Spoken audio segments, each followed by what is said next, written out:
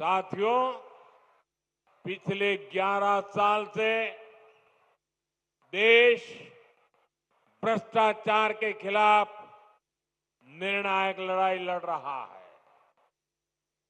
अब इसी दिशा में देश ने एक और बड़ा कदम उठाया है। इस बार लोकसभा में भाजपा सरकार एक बहुत बड़ा एंटी करप्शन बिल लेकर आई है। मैं बंगाल के लोगों से इस बिल के बारे में विशेष तौर पर बात करूंगा। साथियों, आप भी जानते हैं, हमारे देश में अगर एक छोटा सा सरकारी कर्मचारी, चाहे वो सरकारी कर्मचारी ड्राइवर हो, प्यून हो, सरकार की किसी कैंटीन में काम करता हो, सरकार में कहीं साफ सफाई का काम करता हो, अगर वो कर्मचारी को किसी पुलिस वाले ने जेल में बंद कर दिया तो करीब करीब 50 घंटे में अगर उसको जमानत नहीं मिली और 50 घंटे जेल में रह गया तो ऑटोमेटिक उसकी नौकरी चली जाती है, सस्पेंड हो जाता है। एक छोटा मुलाजिम 2 दिन अगर जेल में रहे तो उसकी जिंदगी तबाह करने के कानून है, लेकिन कोई मुख्यमंत्री, कोई मंत्री, प्रधानमंत्री अगर जेल चला जाए तो उसके लिए कोई कानून नहीं है। और हालत तो देखिए, आजकल ये लोग इतने गिरे हैं कि जेल से भी सरकार चलाने की कोशिश कर रहे हैं। पश्चिम बंगाल ने ये साक्षात देखा है, बार बार कई बार अनुभव किया है।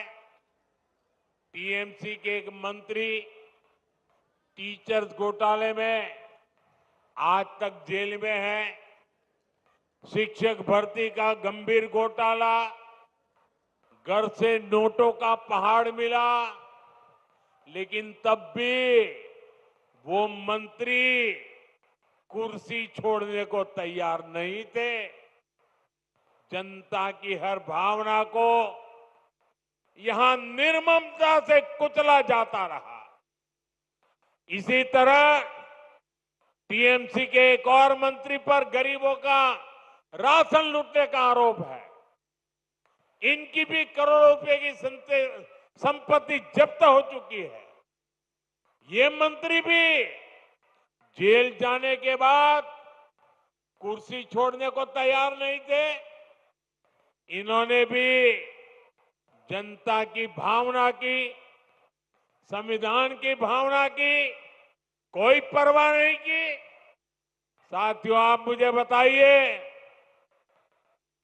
ऐसे लोग जो भ्रष्ट हैं, जो जनता को धोखा दे रहे हैं, क्या उन्हें सरकार में अपने पद पर रहने का हक है क्या?